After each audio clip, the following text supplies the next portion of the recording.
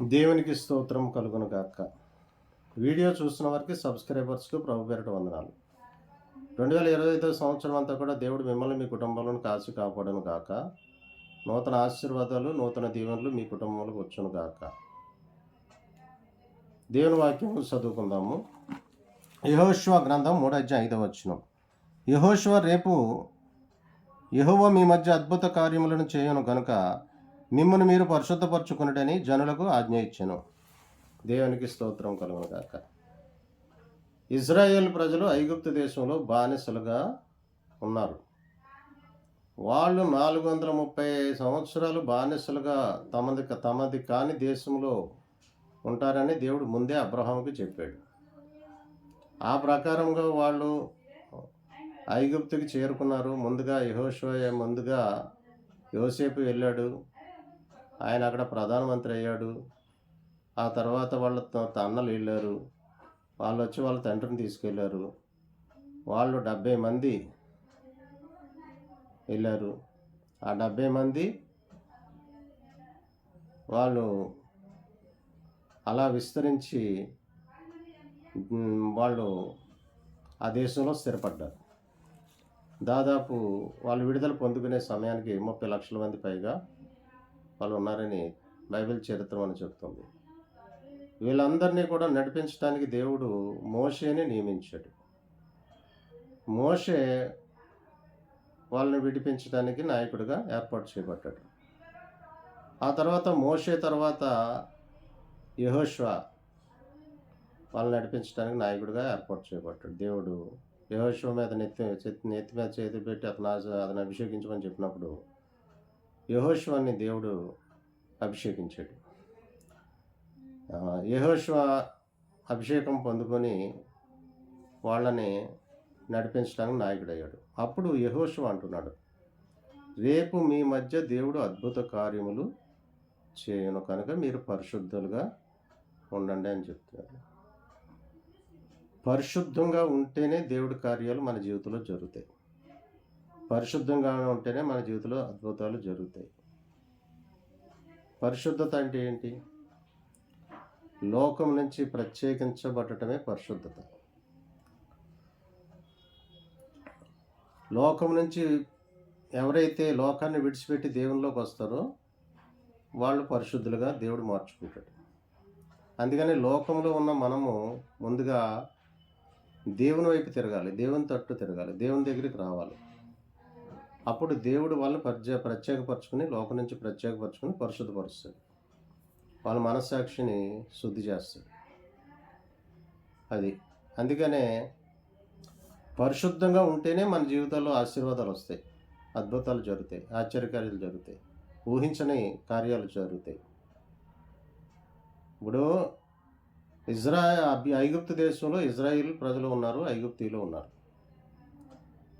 ఐగుప్తు దేశానికి దేవుడు 10 తెగుళ్ళు రప్పించినప్పుడు ఆ తెగుళ్ళు ఐగుప్తీలు మాత్రమే సంభవించినాయి, ఇజ్రాయెల్ ప్రజలకి సంభవించలేదు. వీళ్ళు ఒకే దేశంలో ఉన్నారు. వాళ్ళు గోషాన్ దేశంలో ఉన్నారు, వీళ్ళు. అయితే మొట్టమొదటిగా దేవుడు నీళ్లను రక్తంగా మార్చాడు. ఎవరి నీళ్లు రక్తంగా మారినాయి అంటే ఐగుప్తీలు ఉన్న ప్రాంతంలో నీళ్లు మాత్రమే రక్తంగా మారినాయి. ఇజ్రాయెల్ ప్రజలు గోషాన్ దేశంలో ఉన్నారు, వాళ్ళ నీళ్ళు రక్తంగా మారల. వాళ్ళ ఒంటి మీద ఏ కూడా వాళ్ళ ఈ తెగుళ్ళు సంభవించినప్పుడు నీళ్లను రక్తంగా మార్చాడు, కప్పలను ప్రవేశపెట్టాడు, పేళ్లు ప్రవేశపెట్టాడు, జోరేలను ప్రవేశపెట్టాడు, పశువులకు వ్యాధులు వచ్చినాయి, వడగండ్లు వాన కురిసింది, మిడతలను ప్రవేశపెట్టాడు. మిడతల చీకటి కలగజేసి అంధకారం చేశాడు. అంధకారం ఐగుప్తు దేశం అంతా అంధకారం చీకటమయమైపోయింది, అంధకారం. మరి అప్పుడు ఇజ్రాయెల్ ప్రజలకు అంధకారం లేదే, వాళ్ళు బాగానే ఉన్నారు. ఆ తర్వాత తొలిచూలు పిల్లలను హతం చేసాడు, అటు మనుషుల్లోనూ పశువుల్లోనూ కూడా ప్రథమ సంతానాన్ని హతం చేశాడు. అదే పస్కా. అయితే ఇజ్రాయెల్ ప్రజలు అప్పుడు ఏం చెప్పాడు దేవుడు? ఆ రక్తాన్ని పస్కా పశువుని వధించి ఆ రక్తాన్ని అడ్డకమ్మల మీద నిలువు కమ్మల మీద ప్రోక్షించండి, అప్పుడు సంహార దూత దాటిపోతాడు, అది చూసి అని చెప్పాడు. అది ఆనవాలు. అలాగే ఈ రోజున ఐగుప్తు లోకానికి సాదృశ్యం.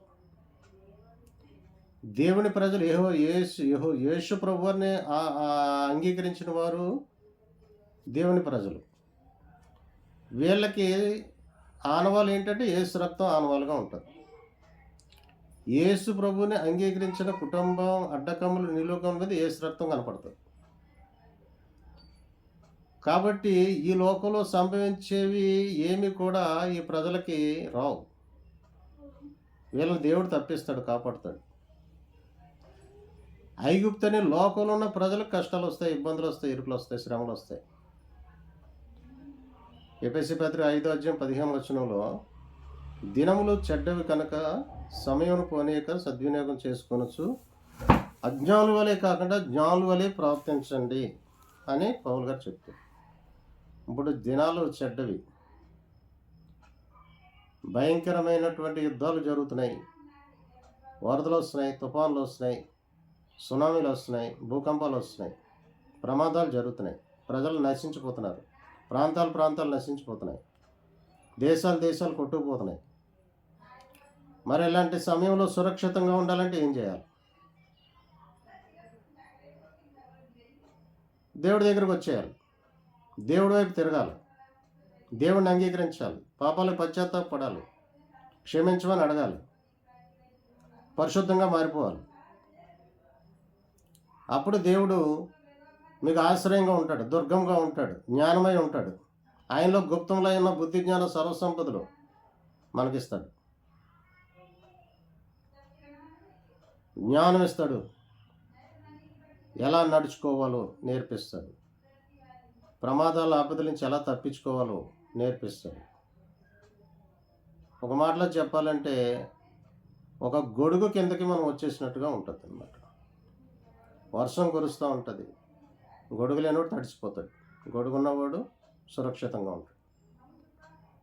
ఈ గొడుగు కింద ఉంటాడు దేవుడు, మనకి ఆశ్రయంగా ఉంటాడు, దుర్గంగా ఉంటాడు. దేవుడు జ్ఞానమై ఉంటాడు. ఆయన రక్తమనే వెలపెట్టి కొనుక్కుంటాడు కనుక, ఆయన సొత్తు చేసుకుంటాడు కనుక ఇంకా మన బాధ్యత ఆయన తీసుకుంటాడు. ఆయన మనకి సంచుకరువుగా ఉంటాడు, సంచుకరువుగా ఆయన ఆత్మను మనకిస్తాడు. మన హృదయంలోకి వచ్చి మన పక్షంగా ప్రార్థన చేస్తాడు. ఇంకా ఆయన మీద ఆధారపడితే చాలు, ఇక మనకి ఏ విధమైనటువంటి ఇబ్బంది ఇంకా ఉండదు. ఇక అందుకనే యెహోషువ అంటున్నాడు, మీరు పరిశుద్ధంగా ఉండండి. మరి పరిశుద్ధంగా ఉండటం అంటే మరి రోమపత్రిక 12 చూద్దాం. చూడండి, రోమపత్రిక 12 1-2 చూడండి, ఒకసారి చదువుదాము.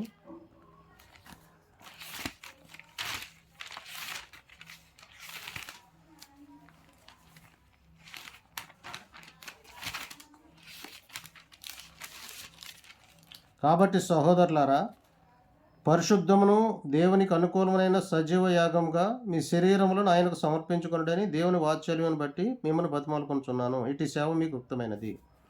పరిశుద్ధంగా మారటం అంటే సజీవముగా మన శరీరాలను దేవునికి సమర్పించుకోవాలి. శరీరాన్ని సజీవంగా దేవునికి సమర్పించుకుని, ప్రభువా నా హృదయంలోకి రండి, నాలో ఉండండి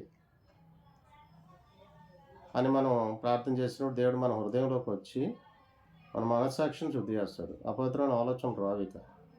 సమస్త జ్ఞానం పెంచిన సమాధానంతో మన తలంపులకు, మన హృదయానికి ఆయన కావలుగా ఉంటాడు. అలాగే కొరింథీ పత్రిక 2 కొరింథీ 7:1 చూద్దాము. అక్కడేం చెప్తున్నాడు పౌలు గారు, ప్రియులారా, మనకి వాగ్దానములు ఉన్నవి కనుక దేవుని భయంతో పరిశుద్ధతను సంపూర్తి చేసి కొనుచు శరీరమునకును ఆత్మను కలిగిన సమస్త కలవసన్మాలను పవిత్రులుగా చేసుకుందాము. శరీరమునకు ఆత్మనకు కలిగిన సమస్త కల్మషను మనము పవిత్రం చేసుకుందాము. అది ఇప్పుడు ఎలా ఉండాలంటే సజీవ యాగంగా లోకం నుంచి ప్రత్యేకించబడి ప్రభులోకి వచ్చి సజీవ యాగంగా మన శరీరాన్ని సమర్పించుకొని ఆత్మకు శరీరం కలిగిన కల్మషను నుంచి తీసివేసి పరిశుద్ధపరచుకోవాలి. అప్పుడు దేవుని కార్యాలు మన జీవితంలో జరుగుతాయి. అద్భుతాలు జరుగుతాయి. ఆశ్చర్య కార్యాలు జరుగుతాయి. ఊహించని కార్యాలు జరుగుతాయి. ఆశీర్వాదాలు వస్తాయి. ఏదో అనుకుంటే యోచన చేయగా అది నీకు దొరుకుతుంది. నువ్వు ప్రార్థన చేయగా అది ఆయన వింటాడు. కల్మషం ఉండకూడదు. లోకము ఇప్పుడు లోకంలో ఉన్నదంతా శరీరాశ, నేత్రాశ, జీవకుటుంబము అంటాడు.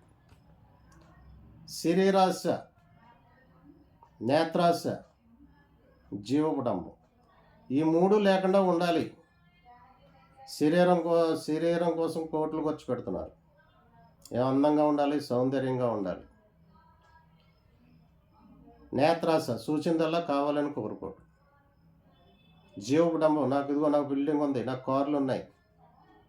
జీవకుటుంబం ఇవేమీ కోరుకోకూడదు అనమాట. అది ఇవేమీ కూడా ఈ మూడిట్ల నుంచి దూరంగా ఉండాలి. ఈ మూడిట్లకి దూరంగా ఉండాలి. ఒక మాట చెప్పాలంటే కోరిక అనేది మనకి ఉండకూడదు. ఇక నాకు అది కావాలి, ఇది కావాలి, అలా ఉండాలి, ఇలా ఉండాలి, బిల్డింగ్ కావాలి, ఇవన్నీ జీవకుటుంబం నాకు ఇలాంటివన్నీ కూడా నుంచి విడిపించబడాలన్నమాట. లోకం నుంచి ప్రత్యేకించుకోవాలి. దేవుని మీద ఆధారపడాలి. అప్పుడు దేవుడి కార్యాలు నీ జీవితంలో జరుగుతాయి. దేవుడు ఆశీర్వాదాలు వస్తాయి. దేవుడు చేసే అద్భుతాలు జరుగుతాయి. ఊహించిన కార్యాలు జరుగుతాయి. నీకు ఏది అవసరమో దేవుడు అది నీకు ఇస్తాడు.